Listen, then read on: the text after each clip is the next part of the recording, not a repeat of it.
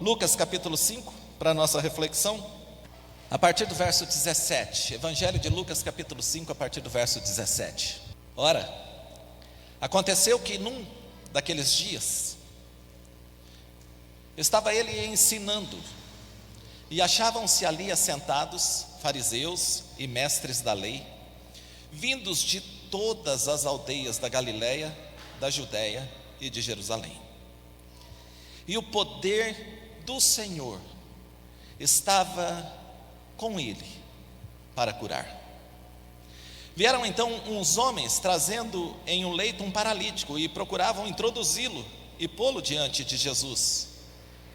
E não achando por onde introduzi-lo por causa da multidão, subindo ao eirado, o telhado, o desceram no leito por entre os ladrilhos para o meio diante de Jesus. Vendo-lhes a fé, Jesus disse ao paralítico: homem, estão perdoados os teus pecados. E os escribas e fariseus arrazoavam dizendo: quem é este que diz blasfêmias? Quem pode perdoar pecados senão Deus? Jesus, porém, conhecendo-lhes os pensamentos, disse-lhes: que arrazoais em vosso coração?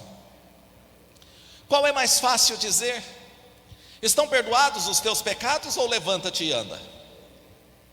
Mas, para que saibais que o Filho do Homem tem sobre a terra autoridade para perdoar pecados, disse ao paralítico: eu te ordeno, levanta-te, toma o teu leito e vai para casa.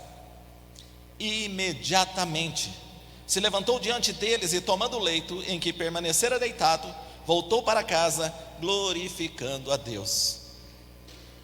Todos ficaram atônitos, davam glória a Deus e, possuídos de temor, diziam: hoje vimos prodígios, ou hoje vimos coisas extraordinárias. Amém? Essa história é a base para a nossa reflexão nessa noite. Primeiro eu queria chamar a sua atenção para o dia e o local desse milagre. O texto diz em algumas versões que foi certo dia, um dia desses, um dia comum. Não foi um dia certo, foi um certo dia. Nada de especial. Um dia como qualquer outro dia. Uma segunda, uma terça, uma quarta, uma quinta, uma sexta, um sábado, um domingo. Foi um dia desses. E nesse dia, um dia qualquer, Jesus estava assentado ensinando em uma casa. E não se faz muita questão de deixar muito claro como era o ambiente, como era o espaço, que lugar era aquele. O que se sabe é que Jesus estava lá. E naquele dia, eles puderam ver coisas extraordinárias. Às vezes, eu e você, a gente fica pensando no dia certo, num dia especial para que algo aconteça, num lugar especial para que algo aconteça, e nos esquecemos que o nosso Deus não está preso nem ao tempo e nem ao espaço. Ele é onipresente e é eterno, e não precisa necessariamente de um lugar ou de um dia. Tudo que nós precisamos é da presença dele, para que a gente possa ver o extraordinário. Certo dia, Jesus estava lá. Certo dia, os discípulos saíram para navegar e um vento terrível soprou contra eles. Certo dia, um cego à beira do caminho ouviu falar que um tal de Jesus passaria por lá. Certo dia, uma mulher que sofria de uma hemorragia constante, de um fluxo de sangue ininterrupto, há muitos anos. Certo dia, um homem leproso se aproximava do Jesus de Nazaré. Certo dia, uma mulher saía da sua cidade para enterrar o seu único filho. Certo dia, Jesus se levantou num barco e acalmou uma tempestade e mandou que o vento aquietasse. Certo dia, ele abriu os olhos de um cego. Certo dia, aquela mulher com fluxo ininterrupto de sangue foi curada. Certo dia, o filho da viúva lá da cidade de Naim ressuscitou. Certo dia. Não há nada em comum nesses dias a não ser o fato da presença de Jesus. Então, fique sabendo nessa noite que tudo o que nós precisamos para ver o extraordinário de Deus acontecendo é a presença de Jesus. E certo dia, pode ser esse dia, pode ser hoje, pode ser amanhã também, mas hoje é um desses dias que Jesus pode operar milagres em nossas vidas. Não porque você está numa igreja, mas porque Jesus está na igreja. Não é o fato de você estar aqui, é o fato de Jesus estar aqui. E isso pode fazer toda a diferença. Então, não espere aquele dia, porque aquele dia pode ser hoje. Naquele dia, homens amigos tomaram a maca de um aleijado e decidiram levar até a presença de Jesus. Às vezes nós precisamos de gente que nos leve até a presença de Jesus, não é? Às vezes nós precisamos de gente que nos leve até a presença de Jesus. Às vezes nós nos encontramos paralisados, feridos, machucados, angustiados da vida, completamente desanimados. Quantas pessoas sofrendo hoje sem ânimo nenhum de buscar a Jesus. Nesses dias é necessário de alguém que nos leve, ou que a gente leve essa pessoa até a presença de Jesus. Você já pensou que existem pessoas esperando você pegar na maca delas para levá-las até a presença de Jesus? Na igreja eu estou, embora você obviamente me veja, eu sou novo, mas eu estou há 21 anos presidindo igreja. E eu digo presidindo igreja porque eu fui auxiliar durante 3 anos. E uma das coisas que eu mais tenho encontrado, um tipo de gente que eu tenho encontrado na caminhada, é gente que nunca se dispõe a carregar ninguém, mas que vive querendo ser carregado. Nunca se dispõe a pegar na maca, a fazer o sacrifício, a se dispor a olhar para o outro, a olhar para o vizinho, para os amigos, para os parentes que estão esperando que alguém leve-os até a presença de Jesus. Mas essa pessoa, esse tipo de gente fica só querendo ser carregado.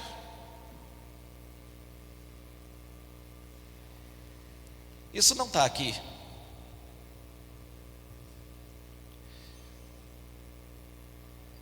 Mas há quanto tempo você está sendo carregado? Será que não está na hora de você carregar alguém? Há quanto tempo você está sendo ajudado? Será que não está na hora de você ajudar alguém? Há quanto tempo você está se alimentando da palavra? Será que não é hora de você compartilhar disso com alguém?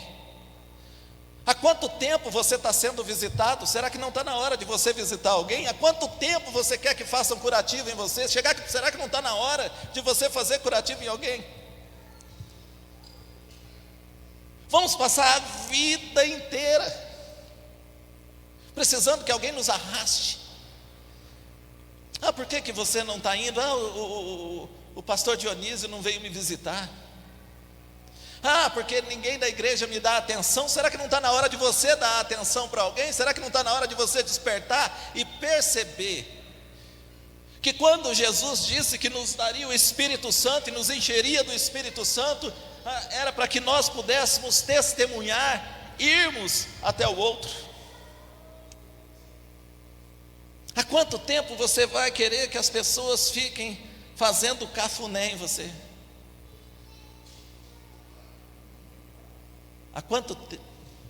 Quanto tempo você vai querer ficar sentado reparando no pecado dos outros e não vai cuidar dos seus próprios pecados?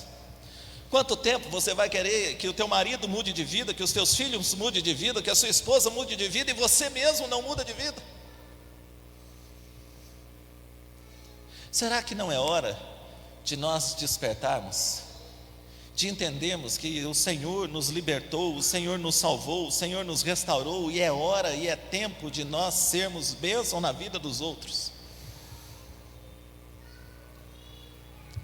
Aqueles homens, eu vou voltar para o meu texto aqui. Aqueles homens, eles se dispuseram a levar aquele aleijado até Jesus. E no meio do caminho eles encontraram um obstáculo muito grande, que tinha muita gente. E se tem uma coisa que atrapalha as pessoas irem até Jesus, é gente ruim, gente de testemunho ruim, gente que ocupa, que enche as igrejas e não dá espaço para que as pessoas que precisam façam parte. Gente atrapalha demais. E aquelas pessoas atrapalhavam, e de repente eles tinham um baita de um obstáculo diante deles, uma barreira diante deles, e eu queria que nós tirássemos uma lição disso. Eles não desistiram porque estava difícil, eles não desistiram porque naquele momento, olhando, de imediato não dava para fazer. Quantos de nós desistimos de um propósito que Deus colocou no coração da gente porque surge um obstáculo, porque surge uma barreira, porque alguém falou alguma coisa, porque alguma coisa aconteceu, porque alguma coisa saiu do controle, porque eu não estou vendo o resultado? Quantas pessoas desistem de um propósito que Deus colocou no coração por causa de um obstáculo? Mas é muito difícil, eu não vou conseguir. Aqueles homens se afastaram e devem ter conversado um com o outro, dizendo: e agora, o que a gente vai fazer? Vamos deixá-lo aqui? Não vamos deixá-lo aqui. Jesus está ali dentro daquela casa, nós estamos aqui, vamos chegar até Ele. Mas como? Que tal se a gente subisse no telhado?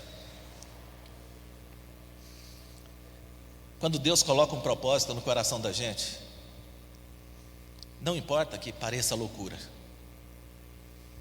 se Deus falou para fazer, faça. Vamos subir no telhado? Subir no telhado com uma maca? Você já pensou na logística de subir num telhado com uma maca, em 4 pessoas e uma deitada? Não, mas isso está ardendo no nosso coração, vamos subir nesse telhado. E eles então sobem no telhado e descem o homem no meio da sala. A cena é estranha, mas eu imagino no meu coração aqui, e se for uma heresia, depois os pastores resolvem isso, porque eles são muito inteligentes. Eu imagino no meu coração que Jesus estava só esperando. Jesus sabia. Quando aquele homem desceu, é como se Jesus falasse assim: parabéns, vocês cumpriram com o papel de vocês, porque o texto diz que antes de Jesus observar o aleijado, Jesus viu a fé daqueles homens. Então ele olha para o aleijado e obviamente ele diz o quê? Anda. Não, ele diz: os teus pecados estão perdoados. Os teus pecados estão perdoados. Não obstante o perdão ser também fonte de cura, mas isso me faz pensar que essa é, mas que esse é o principal milagre de todos. E esse é o milagre que nós sempre vamos precisar. e pode passar o tempo que passar. Eu fiquei pensando sobre isso, porque a ciência está evoluindo. Daqui uns dias, nasceu cego, eles vão ter um jeito e vai ver. Vai fazer uma cirurgia, hoje já tem algumas, mas das causas impossíveis a ciência vai descobrindo. O cego vai ter cura, o câncer vai ter cura, o aleijado vão dar um jeito dele andar. Qualquer coisa que nascer errado, a medicina vai dar um jeito de consertar. A ciência vai dar um jeito de resolver, mas tem uma coisa que a ciência nunca vai conseguir fazer: ela não perdoa pecados, porque só o sangue de Jesus nos purifica de todo pecado. Ninguém nunca vai conseguir reproduzir isso. Só o sangue de Jesus, só Jesus Cristo.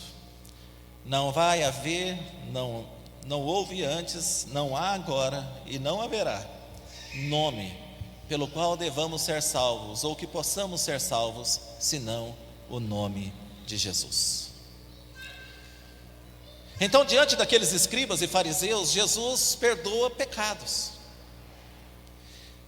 E eles ficam escandalizados, porque não era isso que eles esperavam. Eles até esperavam que Jesus curasse o aleijado, mas perdoar pecados não, isso eles não suportavam.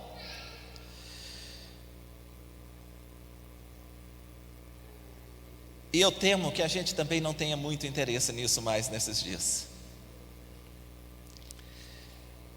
Nós conseguimos encher igrejas para consertar a perna de aleijado. A gente consegue encher a igreja para consertar a visão do cego.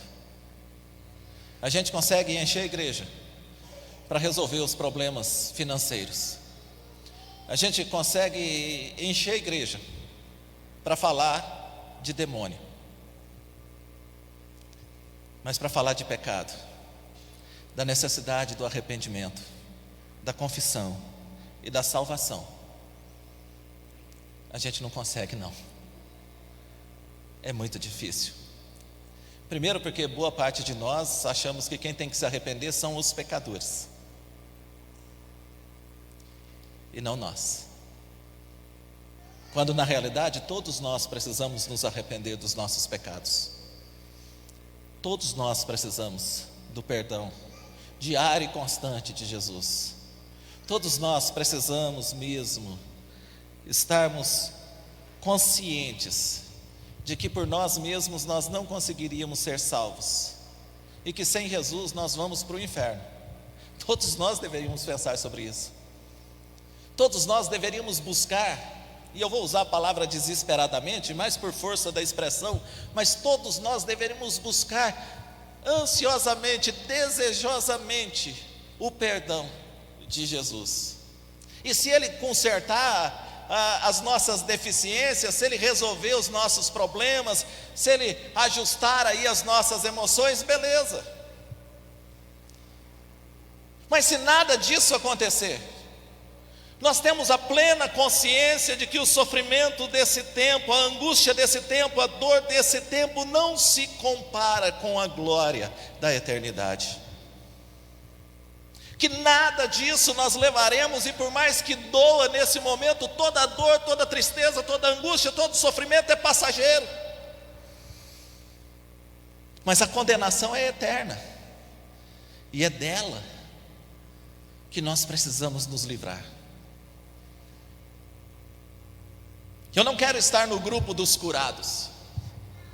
Eu não quero estar no grupo dos prósperos, dos ricos. Não. Eu quero estar naquele grupo que diz: não há condenação nenhuma para eles.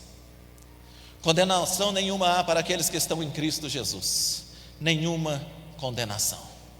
É nesse grupo que eu quero estar. E se eu estiver sofrendo nesse grupo, não tem problema nenhum. No mundo tereis aflição mesmo. E se tiver difícil nesse grupo, e se tiver tempestade sobre esse grupo, e se tiver dor sobre esse grupo, vai passar. Mas a condenação não.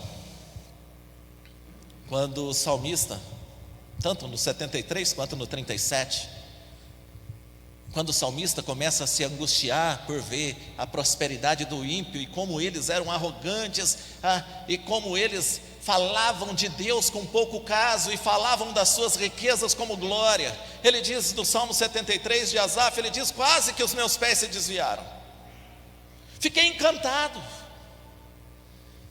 eu queria estar como eles. Eu queria estar comendo do bem e do melhor, vestindo das melhores roupas, andando nos melhores carros, morando nas melhores casas e viajando para os melhores lugares. E mesmo assim dizendo: olha como eu sou bom. O salmista diz que foi tamanha apreciação que os pés deles quase se desviaram. Mas ele diz também: quando eu vi o fim deles. E gente, de verdade mesmo, eu sei que não é um assunto legal, mas todos nós vamos morrer. Todos nós vamos passar dessa para outra, né? Vamos passar dessa para outra. Por que nós não nos preocupamos em passar dessa para uma melhor? Por que a gente se preocupa tanto em viver melhor aqui, sabendo que o tempo que vivemos aqui é tão curto? 40, 50, 60, 70 anos. O que é isso perto da eternidade? Eu gosto desse texto, que nós temos um aleijado, mas a ênfase desse texto não é as pernas restauradas. A ênfase desse texto é o perdão concedido. Os teus pecados estão perdoados. Jesus perdoa pecados. Eu arrisquei dizer esses dias, arrisco dizer aqui para os irmãos, porque me sinto em casa, mas não tenho nem como provar o que eu vou falar, mas não estou diante de nenhum tribunal também, né? É só o que eu pensei. Quando eu falo que eu vou falar um negócio desse, eu bebo água para pensar se eu falo mesmo. Mas eu tenho acreditado cada vez mais que nenhum de nós perdoamos pecados. A gente perdoa pessoas. Jesus perdoa pecados. A gente perdoa o outro. Porque se nós, e outra, a grande dificuldade que nós temos de perdoar o outro é que a gente quer perdoar o pecado dele. Mas o pecado dele a gente não vai perdoar nunca.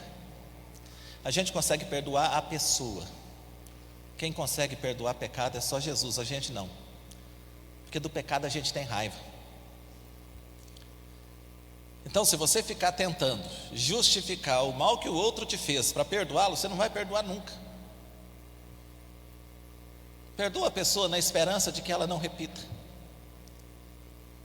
E deixa Jesus cuidar do pecado dele. Afinal de contas, é só o sangue de Jesus que purifica o homem de todo pecado. Comece a perdoar pessoas. Mas o que ele me fez não vai voltar atrás para desfazer. Não adianta você ficar grudado nisso. Mas não tem mais. Já que nós vamos ter que perdoar mesmo, e que a gente não dá conta de lidar com o pecado dos outros, vamos começar a perdoar as pessoas. Meu irmão, eu vou perdoar você. Eu não consigo apagar o que você fez, eu não consigo esquecer, eu não consigo fazer de conta que você não fez nada, mas eu quero te perdoar. Eu não quero carregar raiva contra você, eu não quero carregar ódio contra você, eu não quero carregar você aprisionado em mim, não, eu quero liberar você. Jesus perdoa pecados, gente. Jesus perdoa pecados. Você já pediu perdão para Ele hoje? Você já falou dos seus pecados para Ele hoje? Você já conversou com Ele hoje? Você já confessou para Ele hoje os seus pecados? Ele perdoa pecados. O psicólogo, ele vai te ajudar a ver muita coisa, mas ele não vai resolver os seus pecados. O terapeuta vai ajudar, mas não vai resolver os seus pecados. O pastor vai poder até te aconselhar, mas não vai resolver os seus pecados. Não adianta você tratar dos seus pecados com a gente só. Você precisa tratar dos seus pecados com Jesus. Você precisa confessar ao Senhor os seus pecados. Você precisa se arrepender diante dele para receber o perdão dele. Amém? Gente, vocês não fazem ideia como é ruim pregar para gente mascarado. Eu nunca sei a reação de vocês. Se está fazendo careta, se está pensando, acaba logo, já foram 26 minutos. Se você está com raiva, se você está rindo, não sei, eu nunca sei o que está acontecendo. Aí eu fico aqui pensando, meu Deus, o que está passando pela cabeça dessa pessoa?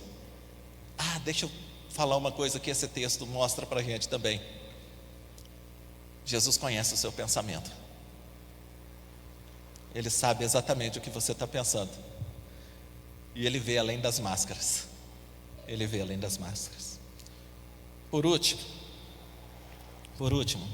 nós precisamos voltar a ver o extraordinário acontecer. O texto, no verso 26, diz que todos ficaram atônitos, glorificavam a Deus e cheios de temor diziam: hoje vimos coisas extraordinárias.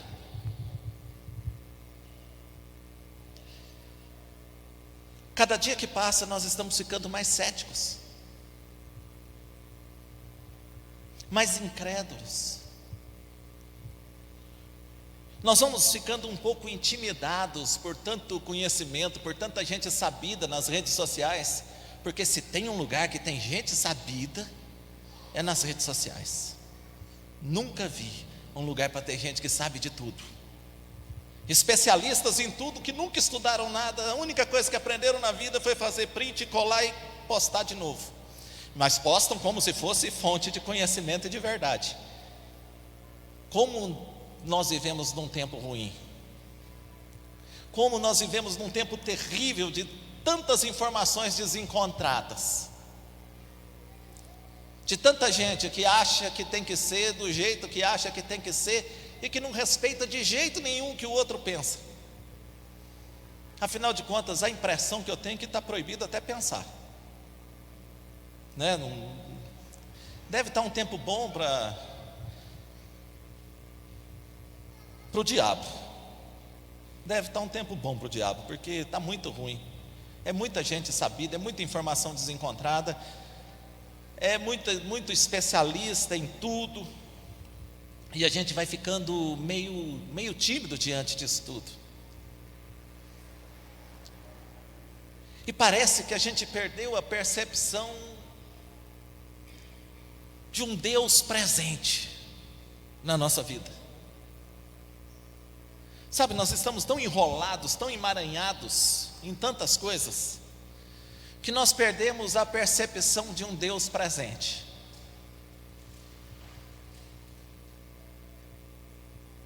De um Deus que está na sua casa,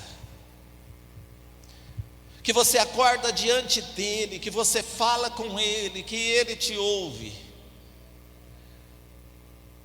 O Deus que põe a sua mesa, que te dá o pão de cada dia, o Deus que abençoa o trabalho das suas mãos, o Deus que ilumina a sua mente para você ter sabedoria, conhecimento, discernimento. O Deus que te livra de males que você nem percebe, de inimigos que você não consegue nem reconhecer, e Ele te livra. Mas parece que nós perdemos essa capacidade, essa disposição de vermos as coisas acontecendo. Alguém disse: pastor, mas por que não acontece milagres como acontecia antigamente? Acontece sim, é que a gente não está vendo.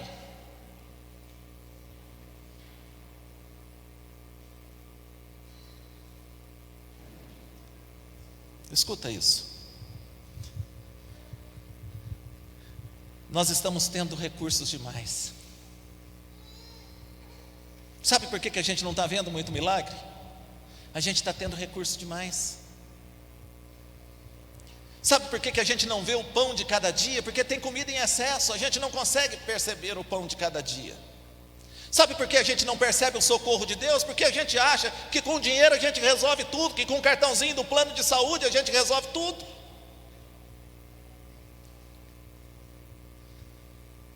A gente tem recurso demais para tudo. Aí a gente não consegue perceber.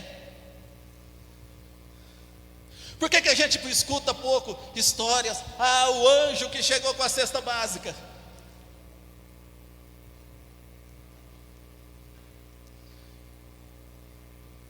Porque a gente não precisa mais de cesta básica. O anjo não chega mais. Porque a gente acha que tudo que a gente tem e produz é fruto do nosso esforço, da nossa capacidade, é mérito nosso e de mais ninguém. E aí não tem milagre.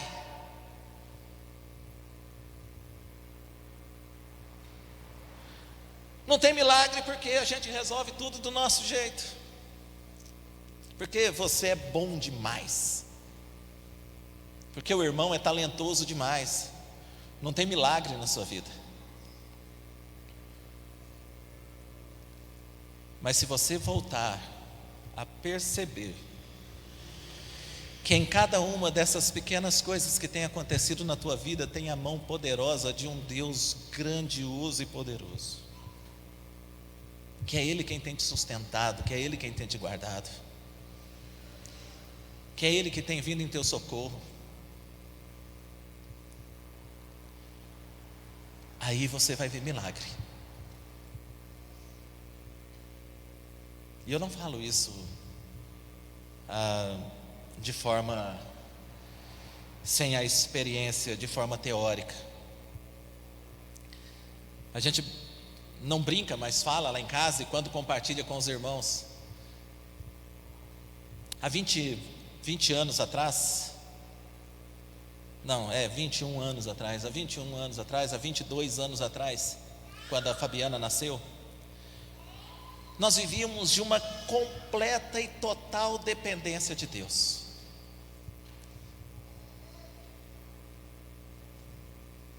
Aceitei ser auxiliar do pastor. Eu nunca sei se eu ganhava 110 ou 130 reais, mas eu sei que era um salário mínimo. Todas as vezes eu saio do culto pensando, eu vou pesquisar quanto que era o salário mínimo, mas vou para a pizzaria e esqueço do salário mínimo. Mas ganhar lá 110, 130 reais, numa decisão tomada dentro de uma Kombi velha, com a Cássia grávida ainda, quando eu tinha uma proposta da secretária da Fazenda do município lá de Ji-Paraná, em Rondônia, para um CDS de 550 reais, e na assembleia, na manhã da igreja, a gente faz assembleia na igreja para decidir quase tudo. É muito bom, mas às vezes é chato que só. Está gravando, né? Brincadeirinha, gente. Eles me fizeram uma proposta de 110 ou 130 reais, não lembro. E dentro da Kombi velha do meu sogro, conversando com a Cássia, eu falei, e agora? Eu aceito a proposta da igreja ou aceito a proposta da Sandra, nunca esqueci o nome dela, que era secretária da Fazenda. E aí a mulher sábia edifica o lar. Mulheres, tenham sabedoria, eu sei que vocês têm ouvido muito sobre isso. A Cássia falou para mim assim, Fabiano, o pouco com Deus é muito. Eu prefiro que você aceite a proposta da igreja. E eu, como um homem temente a Deus e com um pouco de medo da mulher, é só um pouco, não é muito, mas é um pouco, dá sempre aquele medinho. Falei, você não vai me cobrar? Porque, gente, 110, 130 reais, pagando 75 de aluguel,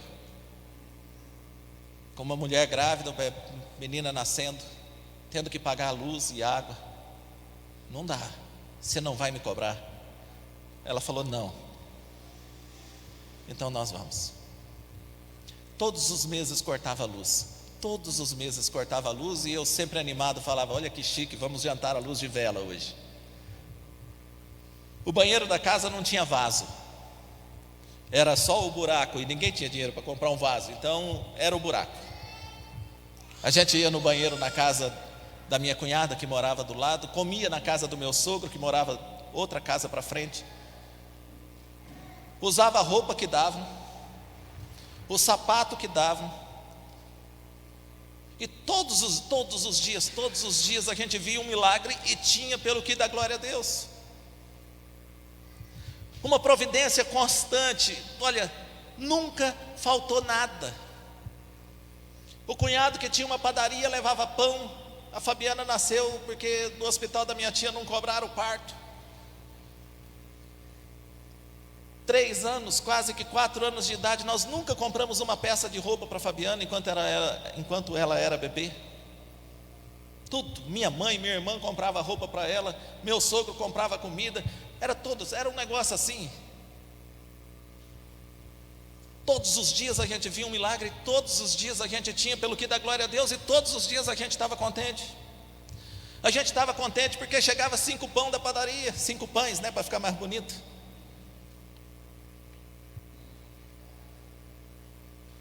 Fomos para Porto Velho. Entrava R$400 na igreja, pagava 250 para a zeladora, que era a fundadora da igreja. Não tinha jeito de eu tirar o salário da zeladora, porque ela fundou a igreja. Ela era a fundadora da igreja, ganhava R$250 de salário, e entrava 400 na igreja, para a gente fazer todo o resto, pagar energia, tudo. Nunca faltou nada. Nunca faltou nada. A gente via um milagre todos os dias. O extraordinário acontecia todos os dias. Eu saía de casa, andava quase uns 2 quilômetros para poder aliviar, ia para dentro de um mercado, andar no mercado. E eu tinha um sonho: comprar azeite de oliva e palmito. Nossa, como eu olhava para aqueles vídeos de azeite de oliva e palmito, falava assim: eu nunca vou comprar um trem desse. Trem caro, né? E eu andava e voltava para casa andando. Um dia bateram palma na frente de casa. A rua escura, não tinha luz na rua. A pessoa lá dentro do carro bateu palma. Eu morava no fundo da igreja, e lá da porta de casa eu botei a cara para fora. Falou: é aqui que mora o pastor Fabiano? Eu falei, me acharam, né? Não, porque quando a coisa está ruim, tudo parece que vai chegar perto de você, é ruim. Me acharam. Eu falei: é. Ela falou: eu trouxe uma compra para você. Era um carrão. Vocês entendem de carrão? Um carrão. Do Beto e da Selma Bernardes, pastora de uma igreja que me conhecia de criança. A Selma falou assim: olha, o Beto estava no caixa passando a nossa compra. Quando ele terminou de passar a compra da nossa casa, Deus falou para ele: leva essa compra para o pastor Fabiano. Nessa hora você acredita que Deus fala no caixa do mercado, você acredita em tudo. E o cara não tinha bebido nada não, crente, bom. Deus falou para ele lá: leva para o pastor Fabiano. E eu estava lá em casa. A Cássia tinha ido na casa da Nazaré, da zeladora, e começou a descer aquelas caixas, porque ele não foi lá fazer uma compra para mim, ele foi fazer uma compra para ele. Ele comprou as coisas que ele gostava, de melhor qualidade, e aí mandou levar para mim. E ele chegou e começou a descarregar aquelas caixas. Gente, aquilo só faltou ter asa, de tão parecido com um anjo que era aquele trem. E foi descendo caixa e compra. E eu falei: meu Deus do céu. E eu lá ali no meu coração quietinho. Eles saíram, eu fui abrir as caixas tudo para ver o que tinha dentro. Coloquei tudo em cima da mesa, liguei para a Cássia na casa da Nazaré e falei: Cássia, você não acredita, trouxeram uma compra para nós. Sabe o que tinha na compra? Azeite e palmito. E eu falei para ela: Cássia, tem até azeite e palmito, você não acredita? Porque eu só estava vendo o azeite e o palmito. Tinha muita coisa, mas o azeite e o palmito estava lá. Deus purinho. Deus purinho. Sabe qual é o problema?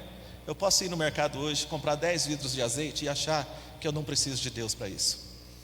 Eu posso ir no mercado, comprar uma caixa de palmito. Não vou comprar porque é caro demais. Estou falando posso, tá? Força de expressão.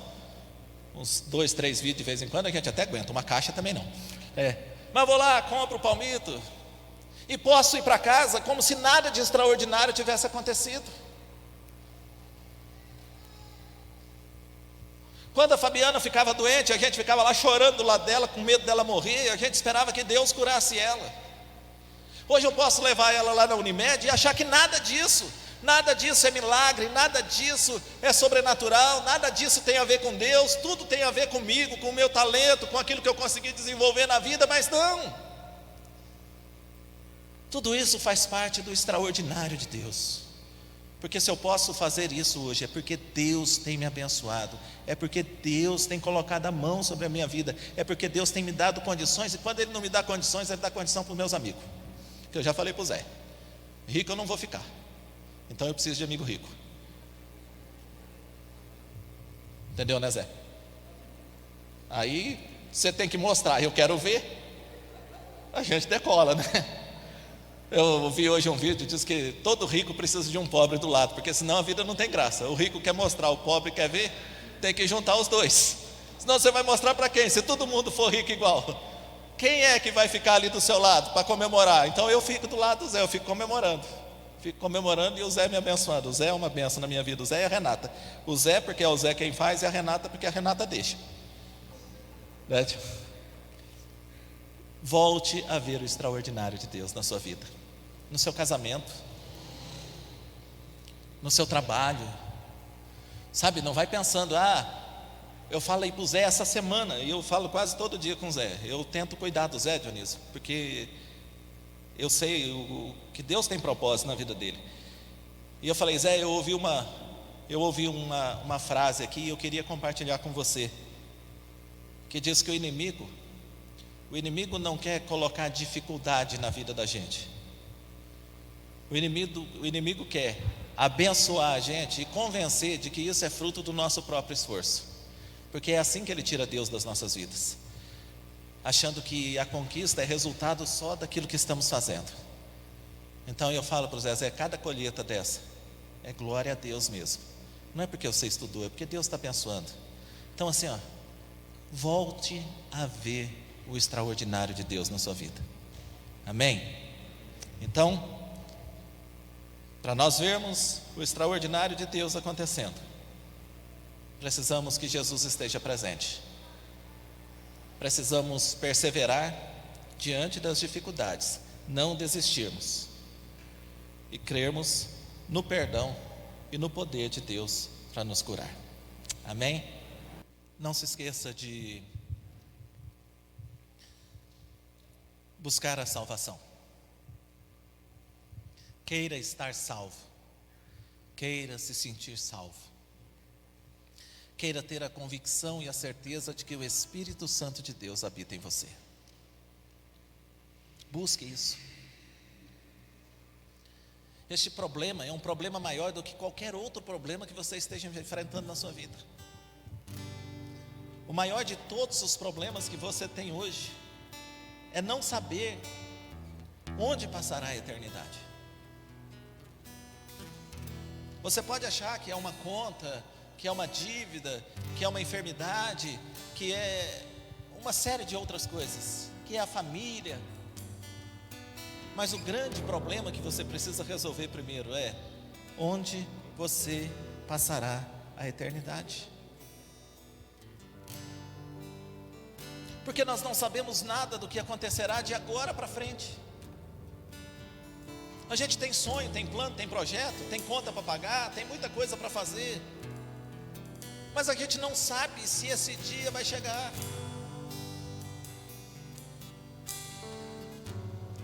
Por isso, aquele que não se preocupa com a eternidade é como um louco. Se nessa noite te pedir a tua alma, o que tens preparado, para quem será?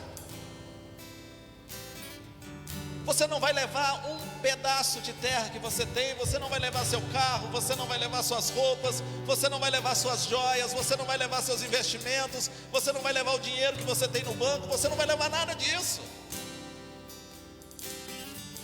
Tudo isso é para você usar aqui.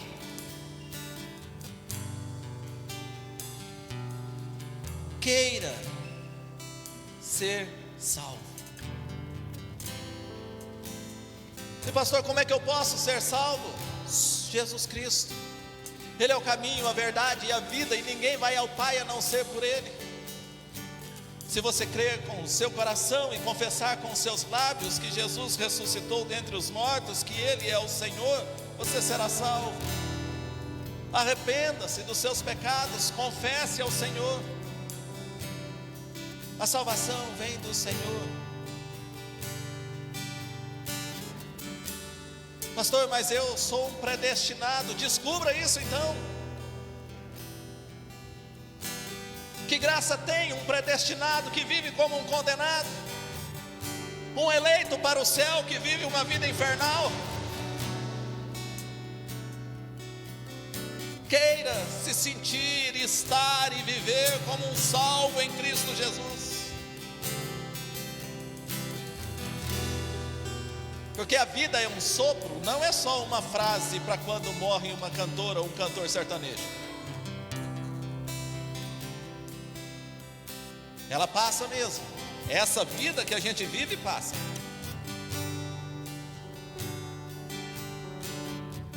Mas a vida eterna em Cristo Jesus, eu acho que eu ouvi foi de vocês. Essa não passa. Queira. Então, de todos os problemas que você pode pensar em ter solucionado na sua vida hoje, eleja esse como o primeiro de todos. Eu quero ser salvo em Cristo Jesus.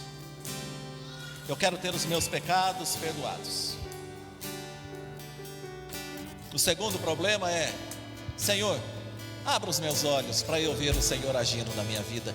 Eu quero ver o extraordinário do Senhor acontecendo na abundância também. Eu não quero precisar estar necessitado, na miséria, para ver a mão do Senhor estendida. Não, eu quero ver a mão do Senhor estendida e estender a minha mão também na minha bonança. No dia da alegria eu quero ver também o Senhor. Eu quero ver as coisas maravilhosas do Senhor. Eu quero ver o sobrenatural do Senhor no aniversário. Eu quero ver o sobrenatural do Senhor no dia da minha vitória. Eu quero ver o sobrenatural do Senhor quando eu estou feliz também, para eu poder dar graças a Deus. Eu não quero dar graças a Deus só quando o pão que falta chega. Eu quero também aprender a dar graças a Deus quando chega a travessa de filé. Eu preciso ver o sobrenatural de Deus nisso também.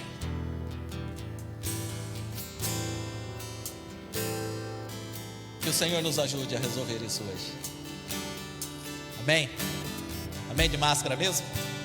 Amém? Então feche os seus olhos.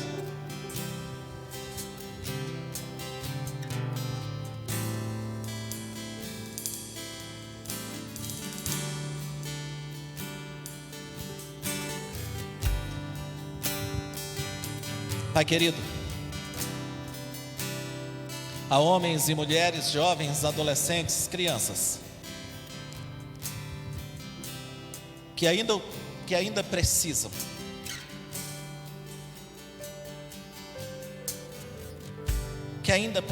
ter a certeza de que estão seguros no Senhor.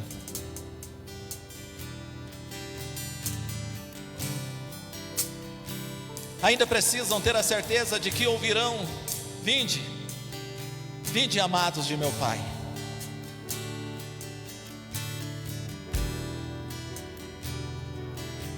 Vivemos num mundo com muitas informações, muitos recursos, mas nada disso nos garante a salvação. É na simplicidade de um nome poderoso, o nome de Jesus Cristo, que nós podemos ser salvos. E nós queremos ser. Aqueles que ainda não despertaram para esta realidade, que o Senhor os desperte nessa noite, que o Teu Espírito Santo ministre aos corações nessa noite, e que na cabeça desse jovem, desse moço, dessa moça, desse rapaz, desse senhor, dessa senhora, o Teu Espírito Santo continue ministrando.